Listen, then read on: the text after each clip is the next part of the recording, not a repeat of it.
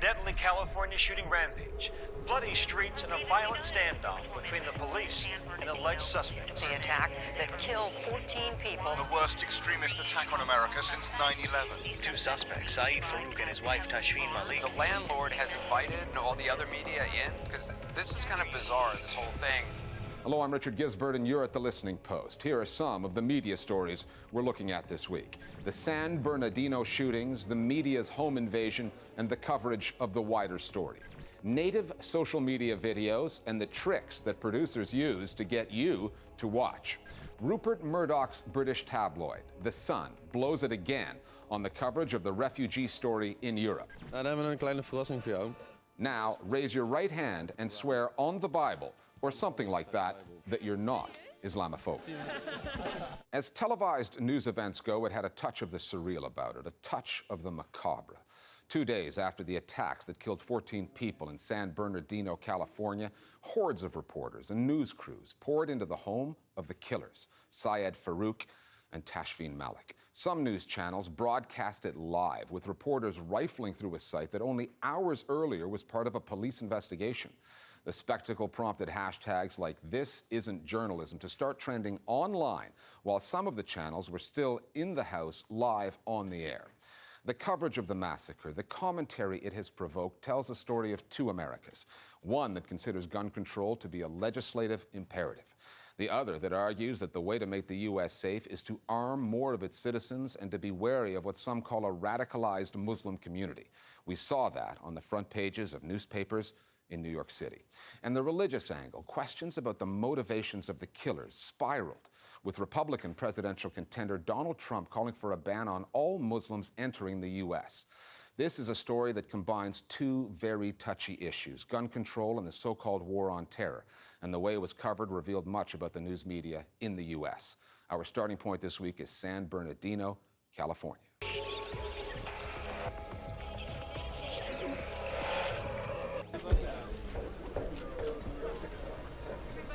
This was a true media circus. It was 2 days after the shootings, and the police had already been in the house belonging to the killers, when the landlord opened the doors to a swarm of journalists who, like a pack of wolves, feasted on whatever they could find, feeding their viewers.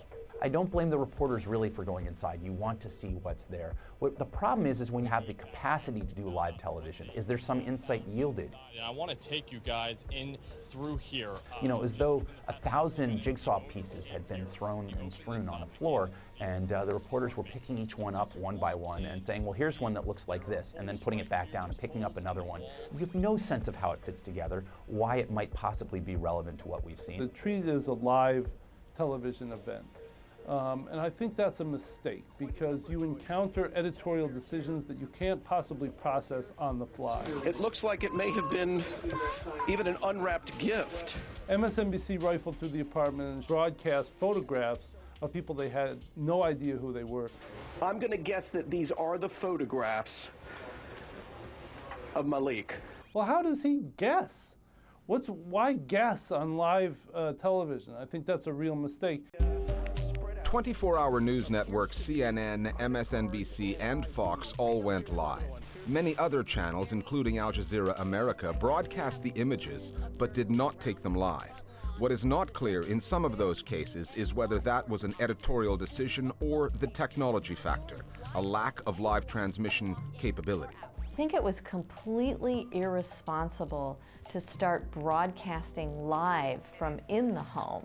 And most of the stations that did that almost immediately regretted it. You could hear it in the voices of the anchors. Let's make sure we don't risk. Okay, here's the Let's first make sure we picture don't of a see child. the children. Let's not show the child, Carrie. For some reason, Anderson Cooper of CNN was given a lot of credit for being skeptical and saying, oh, is this right? Do we have permission to be there? This is kind of bizarre, this whole thing. Well, why didn't you cut off the feed? What it boils down to is ratings and how far can you go to get more eyes, to get more viewers, to get a bigger audience. But it's very hard when you're on the air as an anchor to make that call. You have people talking to you in your earpiece, you're trying to communicate with the reporter in the field, and the executive producer is the one who would have made that call. The story played out in bold-faced font on the front pages of papers in New York City. The Times produced a pro-gun control editorial and, for the first time since 1920, put that editorial on its front page. The paper then got it from both sides. Gun control advocates argued the Times focused on assault weapons when most murders in the U.S. are committed with handguns. And a right-wing pro-gun blogger made his position on the editorial clear, using bullet points. New York's tabloids, the Daily News and the Post, took quite different approaches on the day after the shootings on their respective front pages. We see the liberals going after guns, advocating for more gun regulations, and we saw that with the New York Daily News. With the conservatives, we're seeing more anti-Muslim sentiments, hence the headline in the Post, Muslim killers. One cover that resonated with me was the one where they put Syed Farook on the cover saying he is a terrorist, but so are they. And at the bottom they had pictures of Dylan Roof and Robert Deere Jr. And the problem is not the alleged radicalized ideology of the San Bernardino shooters. The problem is the easy access to guns. And as a tabloid, they can get away with it. CNN or MSNBC may not get away with such coverage.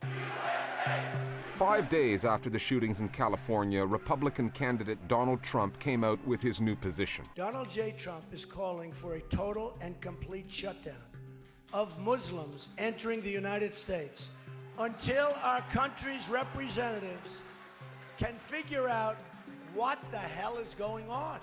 Many news outlets derided Trump in no uncertain terms, including NBC News, which brought out elder statesman Tom Brokaw to explain how un-American such a policy would be. Trump's statement, even in this season of extremes, is a dangerous proposal. However, NBC is among the U.S. networks that, through their disproportionate coverage of Trump and his anti-immigrant rhetoric, have provided the candidate a platform on which to grow. Donald Trump has never been elected to anything, anywhere, but his penchant for the outrageous and inflammatory make him a ratings winner. According to the Tyndall Report, which tracks nightly newscasts in the U.S., Donald Trump has attracted more minutes of airtime than any other candidate and more than the entire Democratic field combined. A number of the American media have been using him to get ratings rather than bringing responsible reporting around his rhetoric. You know, one of the very first things that he said was that we should start deporting Mexicans. They're bringing crime, they're rapists. Most journalists pushed back against that, but there was a fair number of media outlets that just allowed that statement to go unchallenged. And that sort of set the tone for this whole Trump candidacy. Some of that coverage, yes, emboldens a guy like Trump. You don't see Christians killing in the name of Christianity the way you do with Muslims right now. A lot of people in the American media, a lot of people on cable TV particularly, have not thought through the questions about terrorism, the questions of who does terrorism thoroughly enough. Islamic terror, Muslim terrorism. Such that their coverage in situations like this does end up sounding or looking or feeling prejudicial. I'm not backing Donald Trump's concept. I'm just saying. What? And now that he's getting more and more outrageous and even scary, I think that most journalists are realizing that they have had a role in his creation. Have the U.S. media, with their lust for ratings, their drive for circulation, really played a role in the Trump phenomenon? Has their coverage of the massacre in San Bernardino fed into that? Or are they simply reflecting the beliefs of a certain slice of the American electorate? Like the debate over gun control, these are simple questions with no easy answers. The media does not act in unison. There's a panoply of ways to approach coverage. Sometimes people do it with point of views. You're increasingly being compared to Hitler. Does that give you any pause at all? Sometimes people do it with the pungence and force of their language. Number one, get a gun. Sometimes they do it with the rigor or lack of rigor of their reporting. Appears to be credit cards and IDs. So here's one. And for all of that, the media does bear a responsibility to be thoughtful and responsible about what they do, and that how they characterize the issues and the events that play out around us as news organizations are sprinting each news cycle to get out news on the web and on the air. On the download now, our viewers weigh in on the San Bernardino killings and the way the story's been covered. What crosses the line for me is when you have TV news reporters with cameras showing identifiable documents, photos, driver's licenses, social security numbers. And that's the sort of thing that needs to be vetted, it needs to be looked at, and you need to figure out who you're exposing. That's where I think some of these reporters really went over the line, while some of them behaved in an essentially responsible and professional way.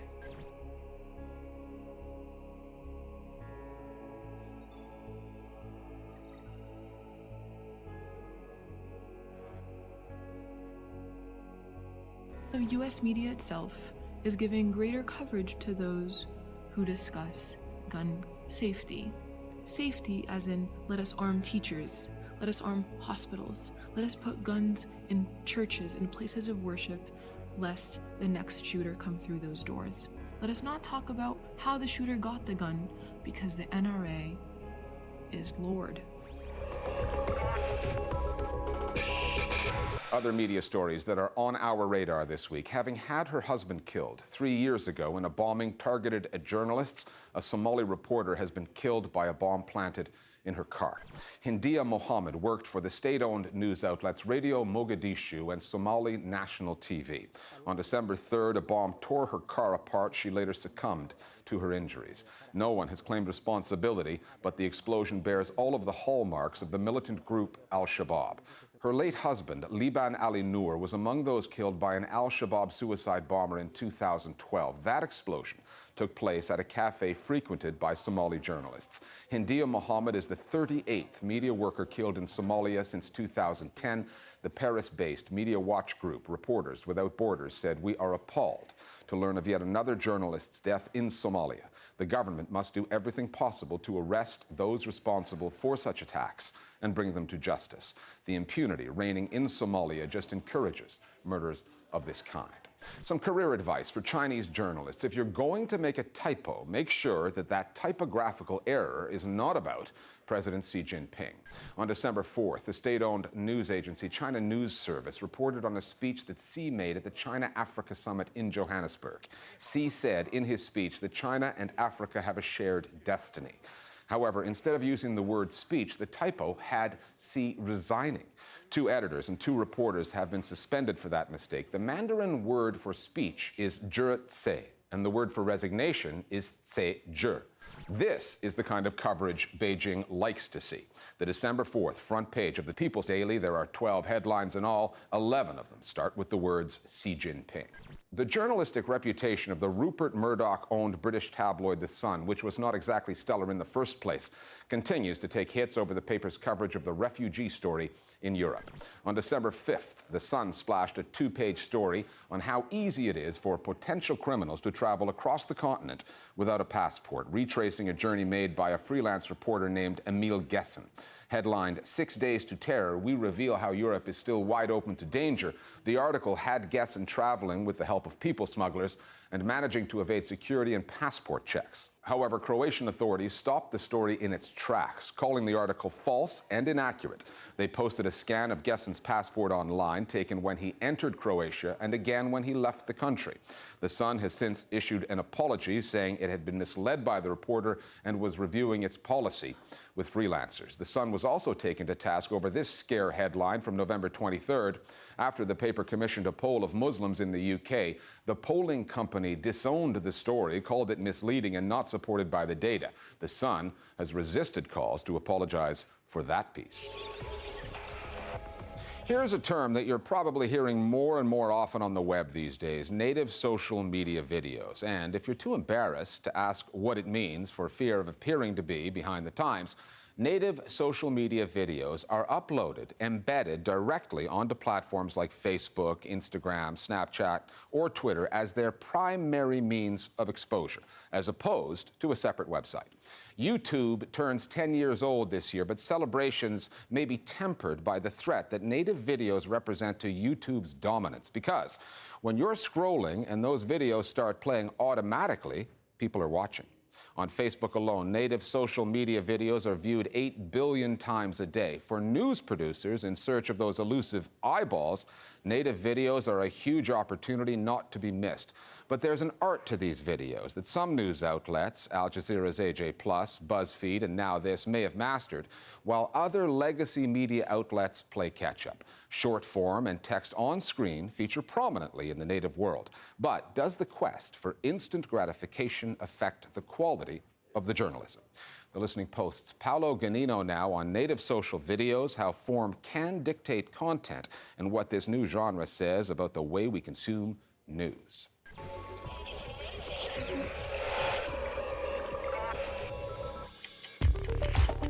If this was a video on social media, it would have 7 seconds to grab your attention. They're produced to catch your eye, hitting you with flashy graphics or a provocative line, and to do it quickly. This isn't conventional TV output that's been thrown onto social media.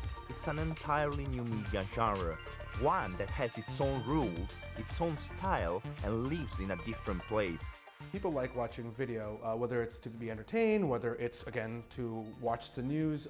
Video has just always been the most entertaining format in terms of content. The web has become very social, it's become very mobile. So what it's really done is allow these publishers to adapt to what's happening when it comes to how people experience the web. It's made video come closer to your fingertips. And it's very entertaining and it's easy to digest. And it's also easy to ignore. So if you don't like it, you can just move on to the next thing. Some companies are having such success with video because their audiences are people that want to ingest things quickly, that want to be able to scroll through a feed of video. And I'll end up watching like 10 or 15 videos in 5 minutes. And I'll be like, wow, I was gonna stay for one, you know, and I watched 20. Online viewers expect and demand a different kind of content. They want something that speaks to them, that treats them with respect, that doesn't preach to them. And if you don't speak to the audience, if you don't present the news to them in a way that's accessible and a way that they understand it, then you'll never be successful. To drive an important social responsibility message, using a national platform to reach the masses. Video on the web has always been popular, and for the past 10 years, YouTube has been the destination of choice for those looking for something to watch. But a couple of years ago, Facebook and Twitter decided to put their spin on web video. They wanted a bigger piece of YouTube's market, and what Facebook did started a revolution. Sharing anything that makes you think, or laugh, or cry. The company went on a marketing push. It approached big news outlets, BBC, BuzzFeed, Al Jazeera, pitching Facebook as the go-to platform for news videos. BuzzFeed, Nowthis, and AJ+ took the idea and ran with it. According to analytics company Tubular Labs, those outlets now average between 300 and 500 million views per month, not on their own sites, on Facebook. Facebook is not a broadcasting platform. For a lot of people, or for almost everyone, Facebook is very much a personal medium. You're talking to your friends there. You're watching stuff that your friends shared, or you're sharing stuff that you want your friends to watch. It's a very personal medium, and so you have to create content that works in that kind of way. We went to Mexico to report on the families of those who have had relatives go missing.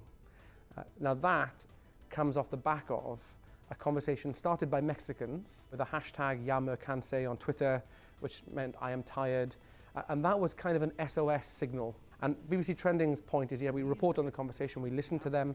We went to Mexico to talk about the kind of things that they're doing. Hunting for mass graves, trying to find their loved ones, but they're also part of a remarkable network using Facebook and other social media. And that in return gets rewarded by not only the Mexican audience who pick up on it and share it, but also the fact that it has been trending means that all around the world social media is quite primed and tuned into that subject. The stories that have really pushed our viewing figures up, like the refugee coverage, the huge refugee story that we were able to handle in a very different way to mainstream broadcasters. We weren't covering the big figures, the big political stories of the day. We were in Hungary with 2 teams that were meeting individual refugees, that were meeting locals who were helping refugees, and they were the really powerful emotional stories that our audience was really engaged with. Another benefit for news producers? The comments. Many media outlets have dropped their comment sections, either to prevent abuse or to save the money it costs to moderate those comments, to keep them clean. Now, they leave that to social networks, investing instead in engagement teams, that constantly scan people's posts and reactions. The idea for news outlets is to identify patterns in social discourse, to tailor their content accordingly in order to capitalize on social trends and then monetize. The audience is very influential. That's not to say that the audience has never been influential in TV. Even on the news side, audience has always had some level of control over what's being programmed to them. What's changed with the web is both the notion of control and a notion of immediacy. Television is a passive medium, right? You're leaning back on your couch and you're watching something, whether it's news, movie, TV show, whatever you want to watch, very lean back. The web is not. Social's not. Mobile's not. It's lean forward. You're interacting. You're constantly doing something. You're more active on it. And the content has to reflect that. But at the same time, as journalists, we shouldn't be following the audience always. We should be challenging and leading the audience at times as well. So it's about having a dynamic relationship and no different in a sense to all the history of journalism. The viewing figures for native social videos are on the surface impressive, but who is really watching what, for how long, and what constitutes a video view? According to Facebook, if you don't scroll past a video or stop it within 3 seconds, the assumption is you've watched it. Even for a medium that fits the need for instant gratification, that's not a long time. And that necessity for a quick hit leaves publishers in a hurry, forcing new production techniques that reflect on the journalism itself. Graphs about global warming are not interesting and people are not going to click on them. But an animated Vine about global warming is interesting, and it comes with a little bit of information in that caption, and a lot of people will see that. There is that clickability factor, and that will always be there, but there's also the factor of Black Lives Matter or feminism becoming something that people inherently want to share because it is clickable now. And that is stuff that's really benefiting people and giving people a voice in a way that they don't have outside of the internet. If you look at Black Lives Matter and police brutality in America, we are one of the few journalistic outlets that is continuously covering this, that is keeping on this story and owning it as our own. It's something that mainstream broadcasters have looked at once in a while when the story explodes into the mainstream. But it's something that maybe some people would define as activism. We define it as reporting the stories that are untold elsewhere.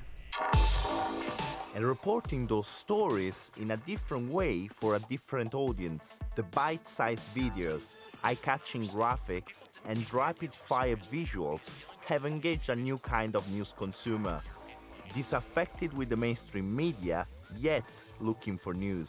However, their numbers are nowhere near what the stats would have you believe. You could be counted as a viewer, when in fact all you really are is a scroller, passing the story by.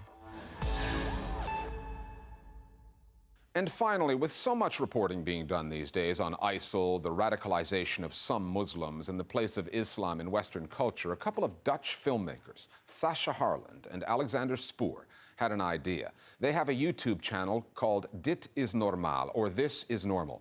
They took a Bible onto the streets of the Netherlands, but disguised it as a copy of the Quran. Then they selected a few choice passages and asked passers-by what they thought of the writings. You can see where this is going, can't you? Their video is called The Holy Quran Experiment, and it's been viewed more than 4.5 million times. We'll see you next time here at the Listening Post. Als u mijn verordeningen verwerpt en als uw ziel van mijn bepalingen walgt, u zult dan het vlees van uw eigen zonen eten en het vlees van uw eigen dochters zult u eten. Want ik sta niet toe dat een vrouw onderwijs geeft. Dan moet u haar hand afhakken. Laat uw oog haar niet ontzien. Wat is jullie eerste reactie? Ik vind het echt belachelijk. Nou, ik wist eigenlijk helemaal niet dat dit ook erin stond. Hoe kan je hierin geloven? Ongelooflijk vind ik dat eigenlijk. Handen afhakken en zo, ja, zo zijn zij blijkbaar, maar ik... Als je vanaf je geboorte al zo wordt opgevoed met zulke gedachten, dan ga je toch op een bepaalde manier denken. Dit komt over alsof ze weer willen onderdrukken en willen onderwerpen aan hun geloof. Nou, dan hebben we een kleine verrassing voor jou. Want deze prachtige zinnen uit de Koran, die kwamen gewoon rustig uit de Bijbel. Serieus? Ja, wat de hel. Zo, dat had ik niet gedacht. Nee? Dat had ik echt niet gedacht, nee. Meen je dat? Ja. Het zijn alleen maar vooroordelen. En ik zeg altijd van, je moet niet vooroordelen, maar zelf doe ik het ook alleen maar. En het is iets wat je niet bewust doet. Het heeft alles met de media te maken natuurlijk. Tuurlijk heb ik vroeger ook bijbelverhalen gehoord en ik heb zelf op christelijke school gezeten. Maar nee, ik had niet verwacht dat dit erin stond. Nee.